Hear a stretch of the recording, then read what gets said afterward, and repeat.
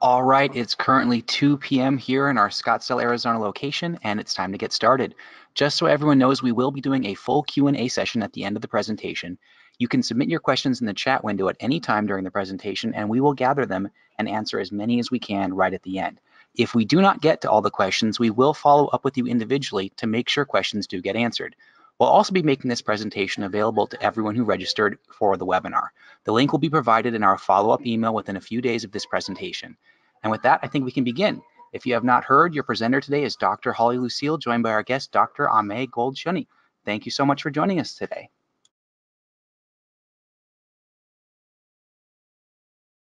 Hi, folks. Welcome to the webinar.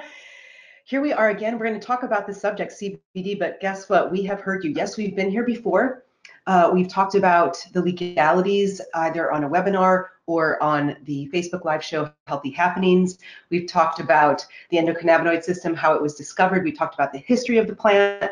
We have talked about so many things, but we have heard you because you want to understand, with the little research that's there, how can we use this incredible plant effectively and safely in our practice? And to do that today, we have Dr. Aimée Shunny. How are you doing? Good. I'm so excited to be here. It's so great to have you. So you are an naturopathic doctor. You've been in practice up in Santa Cruz nearly 20 years now. Yes. And you and I met sort of in the education world of our profession about 4 or 5 years ago. And recently, one of the gigs that you have is with CV Sciences. So not only have you been using CBD in your practice, and you've got incredible pearls that you're going to share, but you're an educator on the subject as well, right?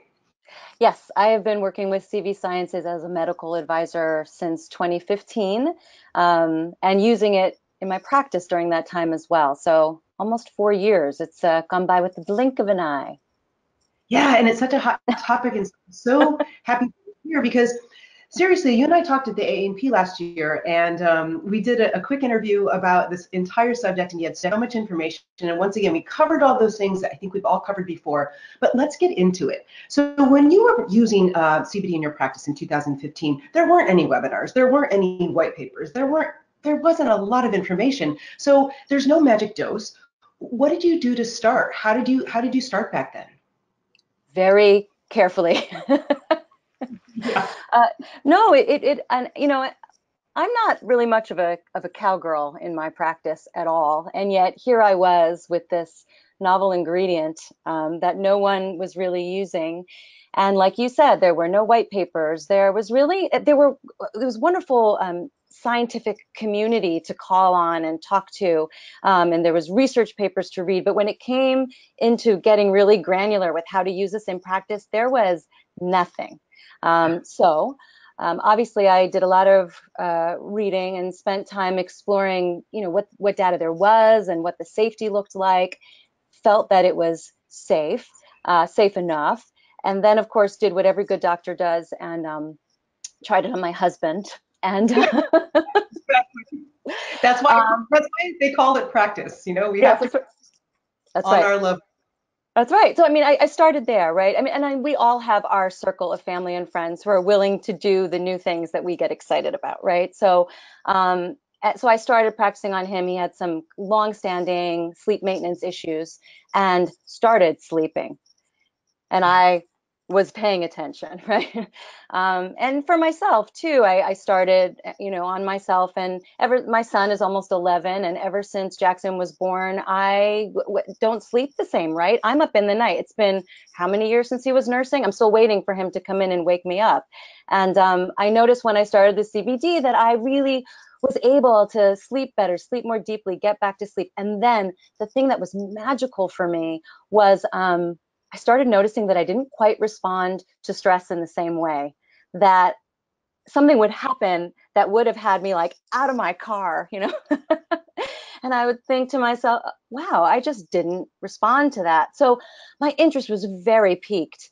And somebody handed me a titration schedule, which I have some slides that we'll look at later, and the titration schedule is in there. I had a titration schedule, and I started with a tincture of full spectrum hemp oil, CBD, that had 3 milligrams of CBD in 2 sprays. And Okay. I started talking to my patients about it if they were interested. And I live in Santa Cruz, California, so everyone was interested. I handed them that bottle and that titration schedule. And honestly, that was how I started, so that I Wow. was letting my patients teach me about what, how I might start to guess, gosh, what kind of dose might work for which kind of condition and how. And of course, I found a lot of interesting patterns, and I also found that there is no magic dose, right? Yeah.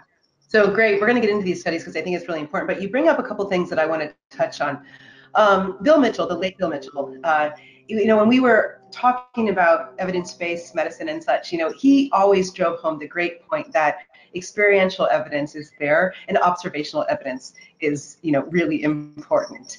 If we don't have the placebo-controlled, all the fancy research and stuff, what you can do is sit back, watch, especially with something like this. And it sounds like you did that so eloquently. The other thing too, I was on a podcast, I was being interviewed about treating autoimmune diseases. And I was asked a question, and I think it was like, how did I start treating autoimmune diseases? And, for all the continuing education that we're required to get each and every year to maintain our license and such, it is my patients that inform me the most. And you said that as well.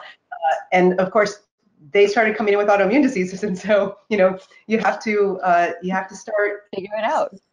yeah, and take their lead. And so I think that's beautiful. So I think because this is what we really want to drive home to the webinar attendees is your experience and your case studies. And as far as clinical pearls, we're going to focus mostly on anxiety and depression. So Blake, let's bring up the slides, because I think a lot of the questions that I have for Aimée, and by the way, everybody just take note, okay? If you ever want to understand how to say Aimé's name correct, think about amazing, okay? Because she's quite amazing. And so when you look at it, you're like, is it Aimée? Is it me? It's amazing. Okay, so there you have it. Everybody, hopefully, in the industry now will always say your name correctly. I'm gonna Amazing. I have to send you a big check in the mail tomorrow for that, because I've been trying to get that kind of information across for a long time. I think it was you who taught me. So, just passing it on. So I was going to say, most of the questions that I have in my head to talk to Aimée about, I think that we're going to probably cover quite a few in these cases. So let's get them rolling. Thanks. Okay. All right. So Harold, you want to advance to our first page? We can introduce everybody to Nora. This is Nora. She is 37 years old. She isn't on much in the way of additional supplementation here besides her CBD. She's on fish oil. So I'll just get that out of the way. I'm looking at my notes here. So Nora's been anxious since she was a kid. She struggled with anxiety and depression for over 15 years, and then had a confluence of events happen, as often does, right? She was held up at gunpoint in college. She had what she would say in hindsight was a 10-year-long emotionally abusive relationship.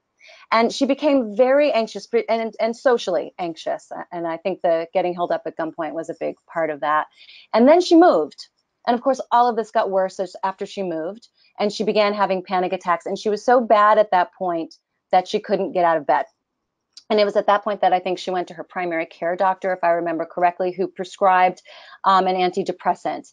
And she prescribed Prozac first and then quickly moved to Zoloft. She was at 100 milligrams of Zoloft. And that helped the terror and the panic, but it did not help the daily anxiety and the social anxiety that really plagued her. Right, so about 4 years ago, she was told about CBD, and she had been a cannabis user in high school and college, not very much as an adult, but she was open to the idea of trying it. She wasn't afraid that it would get her high, and of course it didn't. But she started with CBD. That was about 4 years ago, and for her, it was a real game changer because it calmed her down. It helped her social anxiety, and I'm going to give you some actual quotes from her experience here in a minute. After a year of being on the CBD, and I'll give you dosing in a second, she began a slow taper of her meds to about half the dose. So she was at 50 milligrams of Zoloft. She stayed there for a year, And then she went slowly off of her Zoloft over the next 3 months. And she was able to be off the Zoloft for 9 months. And then, of course, life happened, as it does. And she went back on her 50 milligrams of Zoloft. So as Nora is today, for the last few months, she has been back on her CBD, on her 50 milligrams lower dose of Zoloft, just fine at that lower dose. And of course, she is hoping to get off more eventually. As I said, she's also on 1,000 milligrams of fish oil, and she's pretty non-compliant with adding much else of anything. So thanks for advancing that, Harold. This is the CBD that she uses to stay on her lower dose of Zoloft, okay? And she alternates, right? I can't get anybody to stay on one product to save my life, but this is what she uses. And it's interesting. So FSHO, that's full spectrum hemp oil, right? So what that means, just to make sure everybody's on the same page, is that means we're dealing with a hemp oil that has a standardized amount of CBD in it, but it's full spectrum. So there's a whole host of other cannabinoids, there's terpenes, flavonoids, essential fats, chlorophyll, plant sterols, there's a lot of magic happening in there. And so she's using a full spectrum hemp oil, standardized to 15 milligrams of CBD per capsule. And she'll use 15 milligrams, one capsule, 2 to 3 times a day. So she might go through a bottle of that. Then she might go to a liquid, like a full spectrum hemp oil that's standardized to 3 milligrams of CBD per 2 sprays. This is like the product that I used for the first 3 months I used CBD. And she'll use 4 sprays, so 6 milligrams 2 to 3 times a day. So isn't that interesting? Because with the first bullet, she's doing 15 milligrams in a capsule 2 to 3 times a day. And with the second bullet, she's doing 6 milligrams in a sublingual tincture, 2 to 3 times a day. So it's less, but potentially the fact that it's sublingual and therefore she's maybe getting benefit faster is doing the trick for her, and she doesn't need as much. And then also, we are in California. She likes to go into the dispensaries and check out what's going on. So she's also got a marijuana product that she'll rotate through, which still is high CBD, low THC. It's 20-to-1 ratio. So you've still got a THC dose that's not going to create any intoxicating effects here. And in this case, her product is standardized to 10 milligrams of CBD per mil of liquid. So that's going to be 1 milligram of THC. Right? Or excuse me, half a milligram of THC, 20-to-1. And she does 1 mil 2 to 3 times a day. So she'll rotate through these things. And this allows her to stay on her low dose of antidepressant. Yeah. Were you going to say something, Hall? Well, I had an itch, but I was going to say something as well. Scratch it. So I'll scratch both itches by this and ask you a couple things, if you don't mind. So, please. Let's just review the mechanism of action then, because obviously in this case, and I've seen it in my own cases, especially I've been doing some genetic testing, and from a neuropsych perspective, I've got people that come in, they want to get off their medications because they want to have babies really bad. And so I've been running a couple more intense genetic profiles just to understand perhaps how we could help do that, just a piece of the puzzle. Right. And interesting enough, that this one company that I've been using, some of the, sort of computer generated printout, when we find a variation on this gene or that gene, is for CBD, believe it or not, especially with neuroinflammation. So let's talk, if you can, let's just go back then and talk about the proposed mechanism of action. Sure. So CBD, as of a 2015 paper that I've looked at, so that's getting old, they had identified 65 specific distinct molecular targets for CBD. So this ingredient affects a whole host of enzymes, receptors, transport channels, etc. So there's a lot of different mechanisms of action, and obviously depending on the clinical application that you're really focused on, you might be paying attention to some more than others. In the case of anxiety and mood issues, I would say 3 of the places that are most important would be the way in which CBD helps optimize our own endocannabinoid production. So the cannabis-like compounds that we make ourselves, right, anandamide and 2-AG, they're crucial for our stress response. Crucial. So when we have adequate levels of our own endocannabinoids, we have less stress hormones circulating at baseline, When exposed to a stress, we will have less magnitude of cortisol response, and we will actually recover more quickly. So endocannabinoid signaling is extremely important, and CBD will help keep our endocannabinoids around longer and optimize production. So that's extremely important. And when you start to look into the research that's out there, you'll see that particular mechanism of action talked about over and over again. Another important one, particularly in regards to this topic, is the impact on the serotonin receptor 5-HT1A. So these cannabinoids are acting not only on the cannabinoid receptors, but outside of the endocannabinoid system. And obviously, the serotonergic effect is incredibly important when it comes to looking at depression and anxiety and stress response. Yeah, and then I guess the third one, just to throw it in there. Do you want to say something? No, I'm listening with my head and my Okay, ears. you are. So the third one is that CBD is actually a negative allosteric modulator on the CB1 receptor. Whoa! Who knew that I knew that kind of biochemistry? I'm still amazed.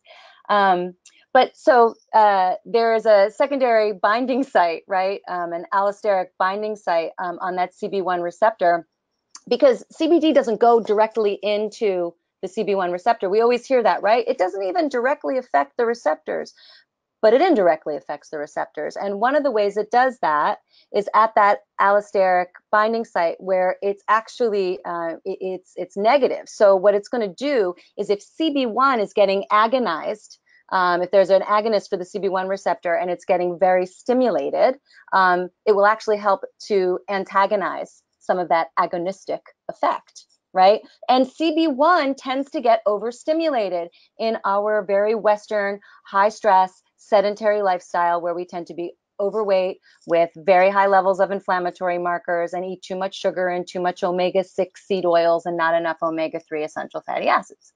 So CBD can help with what we call endocannabinoid tone, right? So it's helping to balance the way those cannabinoid receptors are stimulated, particularly at that CB1 receptor, which is important in this kind of situation. Great. That's wonderful information. And I just want to remind the webinar attendees that we will give you the link of where you can actually find previous educational snippets and webinars from Natural Partners in Full Script, because we have gone over all of the receptors and sort of that basic stuff. This time we wanted to get it into the application, and you're doing such an amazing job of it. Last question before we go to your next case. So in your opinion, you know, we're finding out more about dosing. We're you know, sort of using experiential and observational evidence at this point in time with folks. Can it be used as needed, so on a PRN basis? Yes.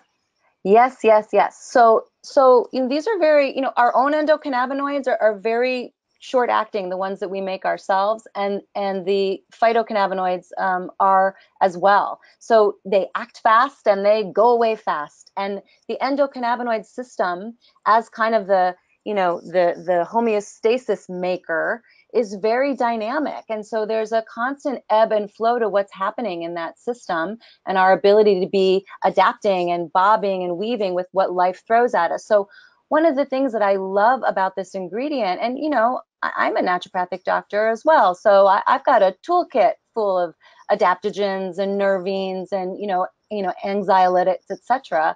One of the things that I love about this ingredient is how fast it works, and that people notice a difference. If it's not working, you either haven't hit the right dose, or you haven't hit the right product, or it's not for you, because nothing is for everybody, of course. But most of the time, the thing I run into the most in my practice when it's not working is we haven't hit the right dose. We haven't got the sweet spot yet. And so we got to keep practicing. You do. Got to keep practicing. So, you know, Nora was able to find that, you know, she needed to stay after the 9 months that she was off her antidepressant and then had to go back on. She was able to maintain that lower dose of her antidepressant, which is important because, as you'll see, actually, the before I leave this slide, you'll see that her anxiety, her subjective rating of her anxiety went from a 10 out of 10 when she couldn't get out of bed to about a 5 to 6 out of 10 when she was on her antidepressant only, to a 1 or a 2 out of 10 when she was taking CBD concurrently. So that was a big difference for her. And if you go to the next slide, you'll see that one of the things, these are her words, so I won't read them all to you verbatim, but these are powerful statements that I got. You know, these are patients that I've seen, and then I went back and kind of, you know, did an interview with them to kind of tie a lot of pieces together too. So I was able to pull some really great quotes that were very moving to me. She said that unlike the antidepressants, she doesn't feel emotionally blunted when she's taking her CBD. She prefers them better together because the medication only helps the panic. It doesn't help that day-to-day anxiety that just tormented her. I like this one. It allows her to sit with her anxiety for longer periods of time without being emotionally reactive. I mean, who among us couldn't use a little bit of that, right? She's grown her views and her tolerance for her own feelings, which in and of itself is such an amazing therapeutic action. Well, right. When we talk to patients all the time about the foundational dietary and lifestyle interventions that we want to underlie any treatment plan that we're creating for a patient. And one piece of that is stress resilience. How do you create more stress resilience in your patients? Well, we teach them all kinds of things and recommend all kinds of things for that. And this is clearly, you know, this clearly belongs in that list. I would add here that I was so hopeful that with maybe some of my patients, I'd start to see that the sexual side effects that they get with their antidepressants would go away with the CBD. And I have very sadly yet to see that. That was not the case for Nora either, but she did find that it helped tremendously with her joint pain. So that was an added bonus for Nora. Well, we'll keep watching and then have another webinar on that. All right. Okay. So we want to talk about Angela on the next slide. So Angela is 49. She also, you know, and of course, all of us who see these folks in practice, we know that there is often a history, isn't there? She's had a history of anxiety and depression and binge eating that go back to her childhood. She was a sexual abuse survivor. She was very averse to any kind of conventional treatment when she came to see me. She had decades of psychotherapy. She'd try every psychotropic medicine that all made her feel like her brain was on fire. She didn't tolerate any of them. And when I saw her, she was off medication for 15 years. So she had been coping. And then her 7-year-old was diagnosed with Prader-Willi syndrome, which I don't know much about either. Again, she walked in my office with her daughter with it, so I went to go figure it out. It is a very challenging and debilitating illness of unknown etiology, really, and it has a lot to do with ongoing kind of inexplicable weight gain. It's been very challenging, but she was reading about potentially giving CBD to her daughter, was how she got in touch with CBD. And then she thought she should try it on herself first before she gave it to her daughter, and came in to see me. And she did have a great experience with it that she noticed very quickly. If you could go to the next slide. What a great mom, though. I mean, like, I'm going to take this bullet first, see what happens, and then I'm going to pass it on if I'm okay. Totally, right? And just to let you know, she was on digestive enzymes, probiotic, olive leaf extract, oregano oil, vitamin D, and an herbal allergy supplement when she came to see me.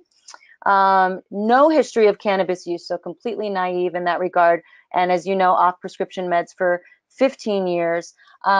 So she started with 1.5 milligrams of CBD twice a day, and then increased to 2.5 milligrams CBD twice a day. These were both from a full spectrum hemp oil also, and they were standardized. Anyway, you can read that yourself. But the most. I'm going to interrupt you in the case just to throw in a question, because I Yes. think this is the second time you brought up FSHO. Yes, full spectrum hemp oil. Right, which is great for folks to know, right? Because it's not like follicle stimulating hormone on fire. Yes. No, correct. It is. So let's talk about, though, just to interrupt the case, and I apologize for that, but the choice of using a full spectrum hemp product versus an isolate, because I get this question quite a bit. Right. And so first and foremost, you know, what everybody should keep in mind is that a lot of the studies that you can get your hands on and read, when you see that somebody was taking 300 milligrams of CBD for social anxiety or 600 milligrams, these are isolates. And what we've learned with isolates is that people often have to take much higher amounts to get benefit, right? So you'll see those much higher doses in those studies. That doesn't mean that when you're taking CBD from a full spectrum product, you need to be taking 300 milligrams of CBD. They're not apples and apples because of everything else that's going on in the full spectrum product. There are not that many isolates available retail. There are some, for sure. But an isolate, right, is when they've taken all those other amazing parts of the plant away, right? All the other cannabinoids, the terpenes, the flavonoids, all those things that I rattled off a couple minutes ago are gone. And now you have a 98, 99% CBD product. It's a lot more like a drug, right? So you need higher doses. It has more potential for adverse effect. It has more potential for drug interaction. Yeah. If you look at those of you who haven't checked out Project CBD yet, projectcbd.org, it's a great website with all kinds of information, great research database. They recently put out a primer on cannabinoid drug interactions. And just this last summer. And part of what they were talking about was that while there's potential for drug interaction with CBD, because CBD does use the cytochrome P450 pathways and uses many of the same pathways that we metabolize a lot of drugs down, that there really haven't been much documented incidences of interactions when using a full spectrum hemp product. However, with isolates, there have been documented issues with anti-epileptic drugs, with blood thinners. I'm blanking on the other ones, but it's more of an isolate issue. So to me, I'm more interested in a full spectrum product for several reasons. I like that I have to give less. I like that there's less chance of adverse effect or drug interaction. And frankly, I love the synergy of the whole plant. Why would I just use that Western pharmaceutical reductionist model and amplify the CBD when there's all that other amazing medicine in there? I think that's what we're used to as naturopathic doctors, Yeah. and as in our curriculum in botanical medicine, into understanding how amazing the can't say that without like doing that, I guess, webinar. How amazing the plant. I mean, when I've talked to folks, whether it's patients or others, about CBD in general, or the cannabis plant, I liken it to because curcumin has been so well known, or turmeric, and then of course the curcuminoids, but then everything else like the oils of essential curcumin and the turmerones and everything that makes that particular family of medicinal compounds so important to touch over 100 molecular targets and Right. such. And once I start saying that and take the sting off of the fact that most people knew about this plant for its one component of the THC that had the psychoactive effects, they start kind of going, okay, I get it. Just a little education on botanical medicine. So thank you for that. All right, so back to Angela. Okay, so Angela's using these very small amounts, 1.5 milligrams twice a day, 2.5 milligrams twice a day, and within 3 to 4 days, felt her anxiety improve tremendously. And for the parents who are listening, you can imagine, you know what it's like when your kid has a bad cold, right, or a terrible cough, or sprains an ankle. You imagine a Prader-Willi syndrome diagnosis, and she was very anxious, and of course continues to be, but her anxiety was so improved. Before the CBD, it could be 7 to 8 out of 10. And now it was down to 4.5 out of 10. And she even would have periods where it was down to a 2. Interestingly, since her daughter's diagnosis and since her anxiety got worse, she had made several visits to the ER with heart palpitations, anxiety-related heart palpitations and panic attacks, and she thought she was having a heart attack. And since she started the CBD, and that's been 10 months now, she has not had a single trip to the ER. So that is pretty exciting.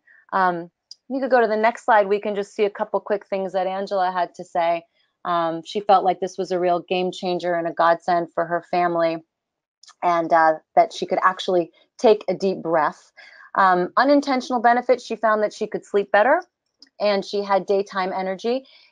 Interesting. So a couple interesting things about Angela's case. I mean, I love that it acted so quickly, and that's, of course, we love when that happens.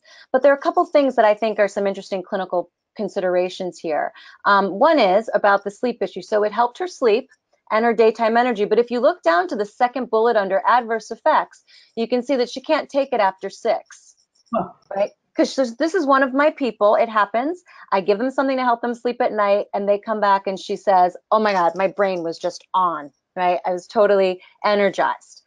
So what we did is she started simply not taking it before 6 p.m. She would do her last dose around dinner time, and she would still find that it would very much benefit her sleep. She just couldn't take it past it, or it would actually make her sleep worse. So, pharmacodynamics. I mean, also so many things at play. But it speaks to that idea about how people are going to be different. We are trying to balance an endocannabinoid system, among other things. And that's going to be a little different from person to person. Their gender, their weight, their place in their menstrual cycle, their comorbidities, their weight, their genetics, and on and on and on are, going to really impact their endocannabinoid signaling and tone, and therefore what they do with their CBD. Another interesting thing, go ahead. No, please. Okay, just the second thing that I think is so interesting about Angela, and along this same line, is that she at one point switched from the product that I gave her. Somebody gave her something, she saw something interesting, she tried it, and she said it made her feel depressed and dark. Like, I was just going to ask you about this exact thing. Like, how do you deal with the fact that people seem to experience vastly different results between different products, and that you can't always predict which product is going to help? Like, what is up? It's humbling. Honestly, Yeah. it's humbling, and it really, as a naturopathic doctor, I mean, we are, indoctrinated, for lack of a better word, with the idea that every patient is different, that we are treating people, not diseases, right? And that we should be prepared for 10 people presenting with PMS in the office that are all going to look different and all might do better with different things. But nothing like working with CBD has quite prepared me for the intense individuality, because now not to only have the intense individuality between my patients, but I have the intense individuality between these products. Yes. Ah! Right? Yes. So every seed, every cultivar, if it's a hemp variety or a drug variety, right? So cannabis sativa L, which is a subspecies of cannabis sativa, can be either a drug variety, marijuana variety, or a hemp variety for several different reasons. But the one that concerns us the most is its THC content, right? So, and different seeds are going to have different fiber levels, different THCA, different CBDA, different terpene profiles. So literally, when somebody says, oh, I took that one and it made me feel terrible, and then I took this one and it made me feel great, it's totally possible, right? So in Angela's case, she had one of those situations where she tried one that made her feel terrible. She went back to the original one, and she felt like herself again rather quickly, within a couple days. So what I've tried to do with that, as a, clinically, is obviously be very open-minded, look at a lot of different products. And, I'm an advisor to CV Sciences. I think their products are exceptional, and I have a really good success rate with them. So I'm actually friends with all those different products. But then, I have other products that I know that I really like. So, for me, it's a matter of having a handful of companies that I like. And, we can talk about choosing companies if you like, but, Not to interrupt Angela even more, but we're going to get right back to her. But there are over 850 hemp CBD companies in the marketplace at this point in time. So, right. I mean, I've said before, I live in Los Angeles, and I can go either to get my oil changed or get my hair cut or go to the, 7-Eleven, and somebody's selling CBD in some Yep. way, shape, or form. It's a little bit overwhelming, not only for us as practitioners, but I think for our patients as well. So how do we choose? Right. How do we choose? So I think, as I was saying, I think it's really good for healthcare providers who are going to recommend this stuff to really have a good handful of brands and products that they like and get generally good results with. And that allows you to kind of mix and match based on what you're getting with your patient. So how you choose those, yeah, over 850, right? When I started with this, I think there were like 15 or 20. I don't know. It's just exploded. It's nuts. So, a lot of it is how we choose supplements for whatever the category is, right? And we have better training in that than most, right? I mean, you want to look for companies that are talking, in my opinion, that are talking about seed to shelf operations. So folks that are involved in every step of the manufacturing process, that have a lot of skin in the game, that are working directly with farmers. You want companies that are throwing around terms like full traceability, non-GMO hemp seeds, chemical-free farming, right? You want folks that are talking about if they're using chemical pesticides and fertilizers. So really, looking for companies that are talking about every step of the manufacturing and distribution process. Third-party testing? Third-party testing is number 2. Always, always, right? And particularly cannabis and hemp, right? Hemp is cannabis. Cannabis is a bioaccumulator. So whatever it is in the soil with, it is going to suck up like crazy. So you need that third-party testing, not only to look for cannabinoid content, make sure you've got the right amount of, the CBD that's on the label in there, that there's low THC, but also looking for heavy metals, dioxins, contaminants, pesticide residues, solvent residue. Mold is a big thing with hemp. You want them checking for mold. And then obviously you want those certificates of analysis to be available and easily accessible. One of the things CV Sciences has started to do, and I'm sure other companies are doing it too, is actually putting scannable QR codes on all of their bottles so they can be scanned and you can see the testing from that batch. With that application. A lot of companies have it available if you go to their website. A lot of the top companies, you'll see it right there. You go to their website, you can see the batch. If you call a company and they're too busy and annoyed to talk to you about this stuff, pick another company. There's over 850. You want to see, you want a CO2 extraction, right? You want a cold extraction that's not going to degrade the plant material in the heating process, and it's going to let the carbon dioxide naturally concentrate the phytocannabinoids. That's an FDA approved, clean, environmentally friendly extraction process. What else? I know even though one of the things that that I'm really proud of that Natural Partners Fullscript does is, even though the companies that are allowed and vetted to be on the platform will continue to randomly test a batch here and there. And so I think that quality is extremely important. Quality is extremely important. At companies that are doing their work to demonstrate safety and demonstrate efficacy, right? It's not enough to just use the industry data. I mean, I'm always drawn to companies that are out there kind of pushing the limits to show that, our products are safe, our products are efficacious, and, being out there with research and education. The other thing that I would add around choosing is just watching for all the expensive extra ingredients, because now that we're seeing all these products, everybody's adding in and making all these formulas, and that might be really a nice thing to have a formula with various adaptogens and CBD and those things in it too. But as you know, with all formula products, is there enough of anything to have a therapeutic effect? Is the right form? So you just read your labels. With CBD products, make sure they're not putting lots of sugar, corn syrup, artificial flavors and colorings, especially like in gummies. If you've got anybody that's vaping, watch for the toxic thinning agents like propylene glycol and things like that. So read your labels. Oh, Great. one more thing. Yes, I remembered. I knew I was searching on this piece of paper. It wasn't on the paper. The U.S. Hemp Authority now exists, and their sole goal is to try to, standardize and certify practices of excellence in cultivating, manufacturing, and distributing these hemp CBD products. And you can check out U.S. Hemp Authority online, and they just in January announced their first 13 companies to achieve U.S. Hemp Authority certification. So you can check out those top 13 companies online too. Great. That's perfect information and so important in this industry, especially with this category blowing up right now. So I appreciate it. Okay, back to Angela.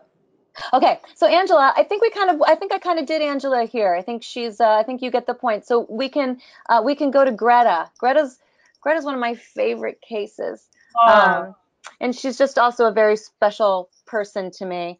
And so Greta's 54, and she had mood fluctuations with worsening anxiety and depression, worse since perimenopause. So she'd been dealing with it for a while when I first saw her. Her anxiety increased over time with panic attacks that would render her anxiety a 10 out of 10.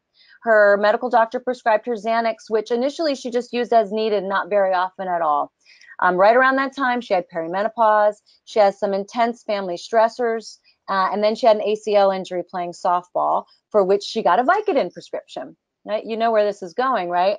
And she took that for 7 years. She has off 4 years at the time of this, but it aggravated her depression and her anxiety and her mood issues. Her mood became more severe. She was taking the Xanax twice a day. It helped her. It brought the anxiety down to a 5 or 6 out of 10, but as soon as it wore off, the anxiety was back. And it would leave her feeling like loopy and unproductive, and like she just wasn't feeling tethered or grounded. It was affecting her work. Then 2 years ago, so 2 years before we started working with the CBD, the stress got really bad. She's got 2 boys. One of them was struggling with psychiatric and dependency issues. He was on and off the street here in Santa Cruz, and the other went to prison.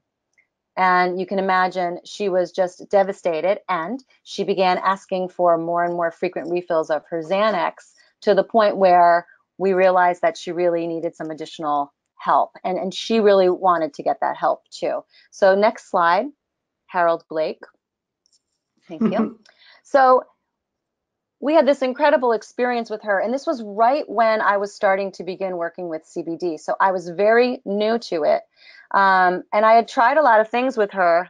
She was taking fish oil, B complex, multi-probiotic. She had tried some L-theanine, some GABA, some kava. It was acute. And she came into the office one day for a visit and had a significant panic attack in the waiting room.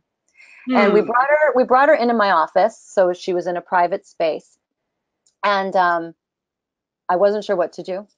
And I grabbed the CBD. So I gave her 2 sprays, which amounted to 3 milligrams of CBD, and she reported that she felt almost immediate calm. It just brought her panic attack completely down to a much more manageable level. And that was a pretty phenomenal moment for her and for me, frankly. And for the next 6 months, she would use the full spectrum hemp oil, FSHO, standardized to 3 milligrams. So that little 3 milligrams dose, she'd use 2 sprays, 6 sprays, which is 9 milligrams twice a day. And then she'd just kind of use it as needed. There's that PRN, right? She'd just use it for breakthrough anxiety. Now, during that time, those 6 months, she went off her Xanax without weaning, which was against doctor's orders. Yeah. And she has not taken any since. And let me tell you, with these boys, her life has not gotten that much easier, right? She's pretty amazing. It's amazing. I mean, particularly all the people that you can't get off these meds, right? She just went off. She just decided. That's kind of how Greta is. She then started switching around, trying to find the right dose. She switched to 15 milligram capsules, and she would use 1 of those a day, and then the spray as needed. And then she found that 2 of those capsules, 30 milligrams, was a real sweet spot for her. She'd take that in the morning, and then just use a little bit of the spray if she needed to. So she now uses about that 25 milligrams in the morning, and just as needed with the spray. And she feels that really manages things for her. She no longer has severe panic attacks, even though she has persistent chronic stress. And her symptoms are now 2 to 3 out of 10 on most days.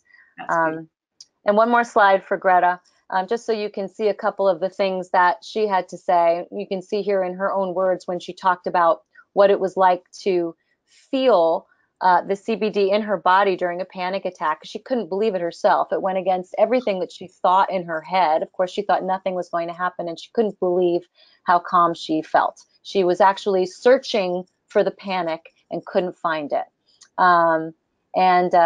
She also has improved sleep, less need for her. She's also an asthma sufferer, and interestingly, she's had less use for her asthma inhaler. And of course, asthma, as we know, is very affected by stress.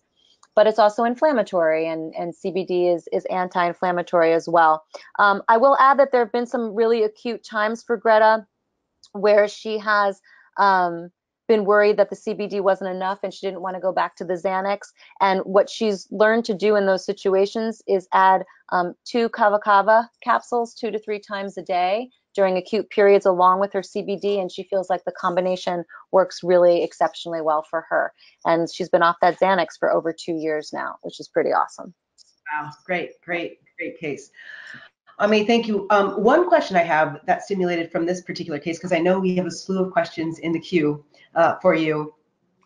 You know, we mentioned you mentioned Xanax sort of wearing off, benzodiazepines having a very short half-life. What have you seen as far as CBD? Do you feel that there is a wear-off or a certain tolerance that patients start to feel where we need to adjust the dosage? Yeah, I think that, the half-life is going to be somewhere around 4 to 6 hours. And I think that when they take it sublingually, the sublinguals, either the tinctures or the drops, it tends to come on more quickly, 15 to 20 minutes, you'll feel the benefit. And I do find that the benefit often backs off faster too. I haven't, tolerance is not something that I've observed. I mean, if anything, what I see, what I do is I'll have people, I have to really encourage people to keep increasing their dose, right? Because, it will often take more time to get the right dose than people really believe. I'll say, try again, try more, which feels a little funny because it's not my usual role. Right. But that's often what it takes. Once they find the dose, what I find more often than not is as things improve, as they get better endocannabinoid signaling and better endocannabinoid tone, we actually can start to pull back on the CBD. And of course, we love to see that, right? And that's when people can really go to a PRN dosing. Yeah. Oh, Yeah. all right. All right. So Blake, Harold, thank you so much for those cases. And I think we're going to show, sort of throw it. Oh, Aimée. So these are just, I threw these in at the end of the slides in case we needed them. I think we've touched on a lot of these areas. Will you go to the next slide, Harold? Yeah, so this is the titration schedule that I was talking about earlier. I wasn't quite sure what Holly was going to throw at me, so these slides are not really in a particular order, but this is the titration schedule that I used when I first started, and it is based around a product, as you can see at the top, that is 3 milligrams of CBD in 2 sprays. And obviously you could make a schedule like this with any product and just change your math, right? But this was an incredible tool for me when I was first starting. And then maybe just the next slide too, which I think is the one point that we didn't hit that much, which is just the concept of supporting the endocannabinoid system, because we don't need to, I know there's questions and I want to make sure we have lots of time for them, but I do want to just say that it's like when we're talking about turmeric or fish oil as an anti-inflammatory. They're great, but there's so many other things that we do to decrease inflammation. And there's so many other things that we do to support the endocannabinoid system. And lo and behold, many of them are things that we talk to our patients about anyway, right?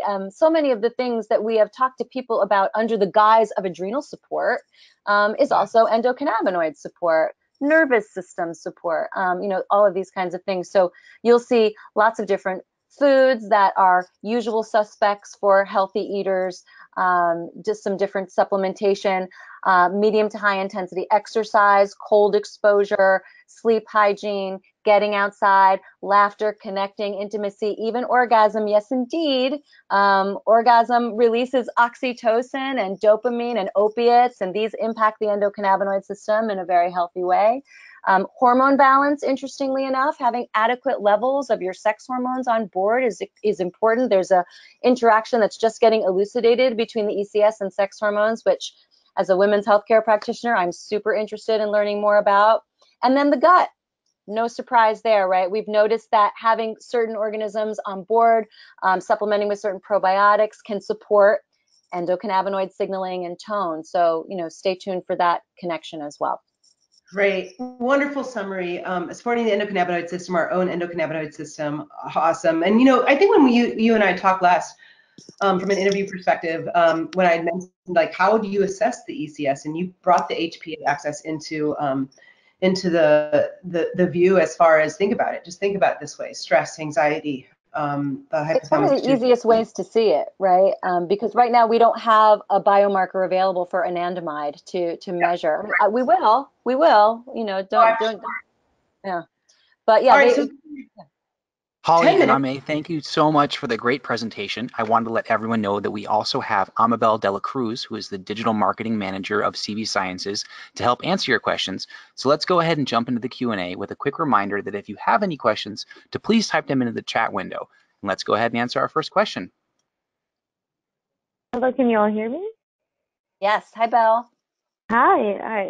That was a great presentation, Dr. Shunning. Thank you. We do have a couple questions here, so I did want to start. Well, you did touch on it a little bit, but I wanted to know if you'd go a little bit deeper on isolates versus full spectrum and how you've used them in your practice, and if there are any specific brands that you like. Of isolates? Or either of isolate or full spectrum. A lot of people asked about some brands, so let's throw those in there. I have no experience with isolates, so I'll tell you that right now. I have not worked with isolates in my practice, and I guess one of the biggest reasons is that I haven't felt like I really needed to. I've felt like I've had really good success with the products that I've used. I am a little wary of isolates in regards to potential for adverse effects and drug interactions, and just the fact that I've got to use a lot more. So that's that. Full spectrum hemp oil products, I use predominantly plus CBD oil in my practice. That's made by CV Sciences. There are 3 different formulas made by that company, red, green, and gold.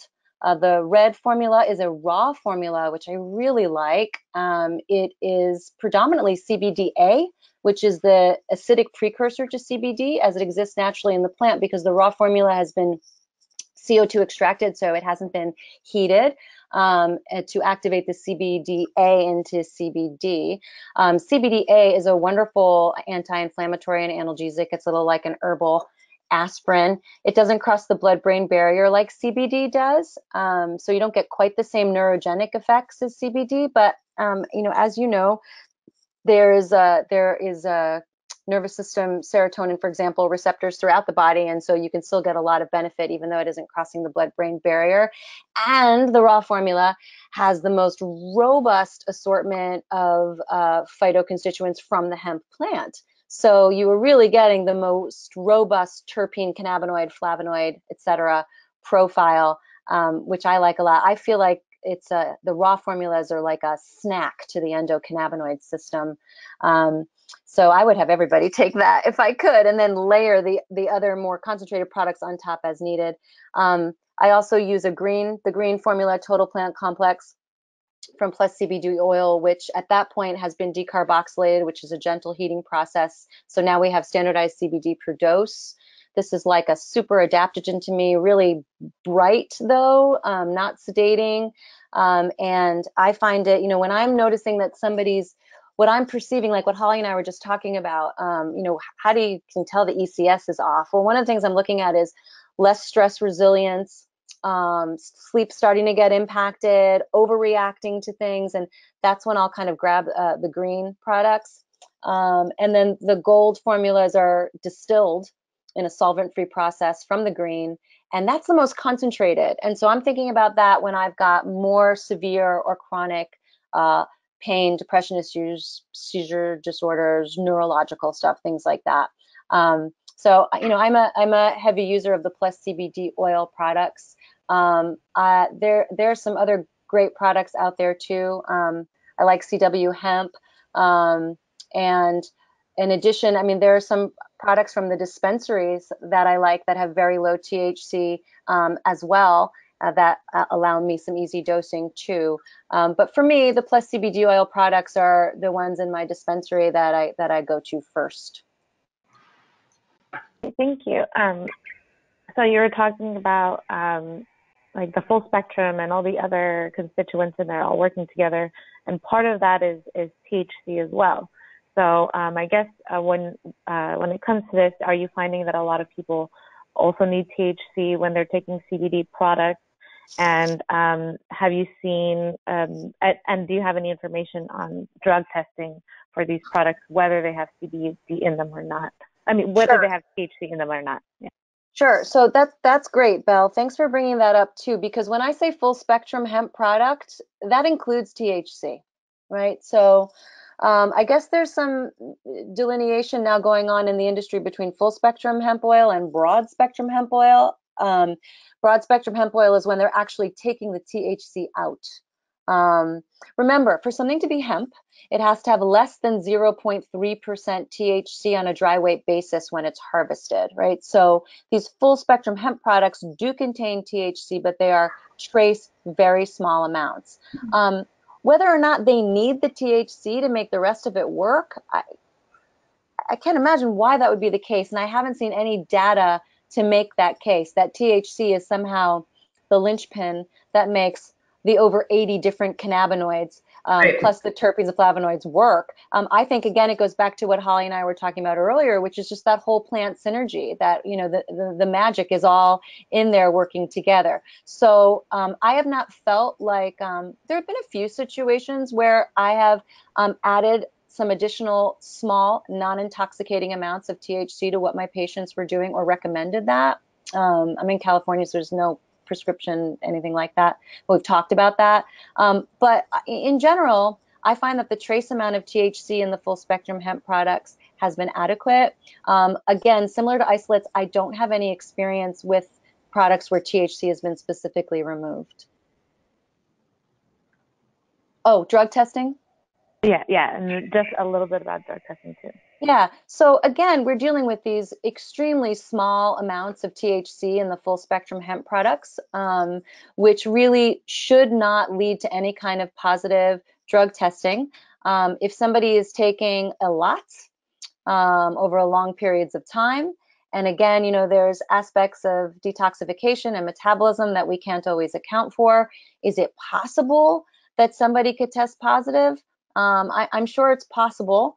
I do think that the confirmatory testing that's usually done in these situations would definitely come out negative and clear that person, but it could be a pain, I suppose, if that happened. I think it's very uncommon given these kinds of doses, but what I say to patients who ask me is what I just said to you, and if you need to pass that drug test for custody, for parole, for employment, for the military, you know, do what you got to do. It's hard to give somebody 100% answer if there is any THC in the product. Thank you. So in your practice, when people are first starting out on full spectrum hemp products, have you noticed any like reoccurring adverse issues? Are there any certain ones that you've seen that are kind of like a red flag for like somebody who won't do well with it? Oh, I see, like a harbinger of bad things to come. Yeah. Not really. The biggest issue for me is people coming back and saying it's not working, who tried a very low dose one time or two times and then stopped. That's the biggest challenge. Beyond that, I find that if people take too much, they will get tired and feel sedated. And so that's another reason to start low and go slow and walk your way up.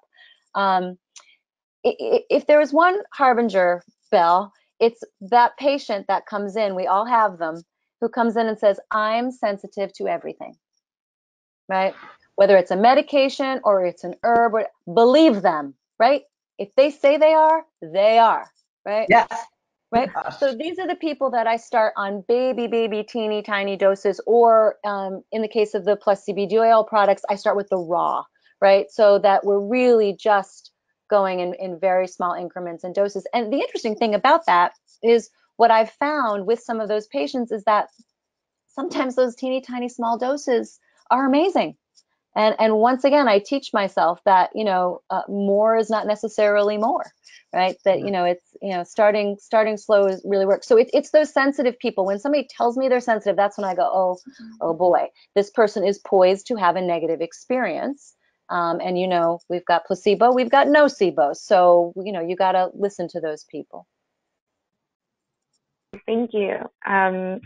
So, now diving into specific conditions, have you had any experience with anybody with Alzheimer's disease? So you talked earlier about insomnia and anxiety, which can happen to people with Alzheimer's disease. So they often experience a lot of these things as well. So aside from all of those things that CBD is great for, like, are there benefits for Alzheimer's? I think that the potential in the field of neurology is huge. I don't have a lot of neurological patients in my practice, and I have not worked directly with any Alzheimer's patients. I would direct you to an article that came out over the summer. Dr. Ethan Rousseau was one of the articles, and one of the authors, excuse me, and it was I think it was in Frontiers of Neurology, and it was about CBD really as the new frontier for neurologic treatment. And it talked about Alzheimer's and Parkinson's and traumatic brain injury. Those are the three that are coming to mind right now. But I think PTSD as well. And the potential for CBD and other cannabinoids for brain health is huge. As an anti-inflammatory, as its ability to activate the microglia in the brain to promote healthy brain tissue production. I think that there's a lot there. I mean, as you said, Belle, I don't know if it was you or the person who wrote the question. I mean, obviously, whenever you can help anybody create more stress resilience or sleep better or stabilize mood, whether they have Alzheimer's or depression or Lyme or whatever it is, you're going to help that person. But I think in regards to neurological issues, we're going to be hearing more and more about the benefits of CBD and other cannabinoids. It's a really exciting application area. Thank you. Okay, we have one last one here. So everybody's different with their doses, obviously, that you mentioned. So when you're treating a patient and using CBD, there's so many different types of products. There are capsules and sprays and sublinguals, and so with all of these things, have you seen that capsules are just as effective as sublinguals, or are there certain delivery systems that you find are better, and are these things very different in their absorption rate? I love them all. It's like you're asking me to pick my favorite child. That was lame, but you get the idea. I really do like them all, though, for different reasons. I love the topical products because they work really fast, and people, I still, however many years into this, people use those bombs and they go, oh, it really worked. Like, everybody's so surprised when it actually works. And what I've learned in the process of recommending the bombs for musculoskeletal issues is how fantastic it is for skin irritation and inflammation, whether it's eczema or psoriasis or wound healing. I love the topicals when there is a localized area that I'm trying to treat. I like the capsules a lot when I'm trying to create, particularly when I'm trying to create more of a steady state for somebody. Chronic pain patient, for example, I might do a gel cap, have them do 1 or 2 of those every 4 to 6 hours, kind of like you might an ibuprofen, for example, because they can use that as needed, dependent on their pain. I feel like it takes longer. It takes, depending on the person and the pharmacodynamics and pharmacokinetics there, it's going to take 60 up to 120 minutes. I've seen in some studies. I find it's closer to 60 minutes to feel effect. So if you're doing that every 4 to 6 hours, if the half-life is, if it's wearing off every 4 to 6 hours, you're going to kind of keep a steady state of effect. When somebody has a lot of breakthrough or needs things more as needed, or anxiety is a major component of their situation, I love the drops and the sublingual because it comes on faster, 15 to 20 minutes, and it gives them a lot of control, which I think when there is a lot of anxiety, when there is a lot of pain, having some control can be extremely therapeutic. I don't recommend vaping much. However, there are certain situations where I will talk to patients about vaping, particularly pain. It is the fastest way for them to get an effect within moments. People can get tremendous relief. Again, it's not something I recommend a lot, but I do think that at this stage of the game, it has its place. Did I hit them all? So, I do feel like it's nice to have a variety on board. I'm very interested in these patches that are out there too. I haven't seen any studies to go with the companies that have these patches, but any absorption or availability studies. But that'd be fantastic. If we could find one that actually works, I think that's a great route of administration as well. All right. Thank you so much. Yeah. Thanks, Belle. All right. Dr. Aimée Shani, thank you so much. Your experience, your knowledge, your lovely way of following directions and wearing a black shirt, tortoise glasses, and a small neck was just awesome.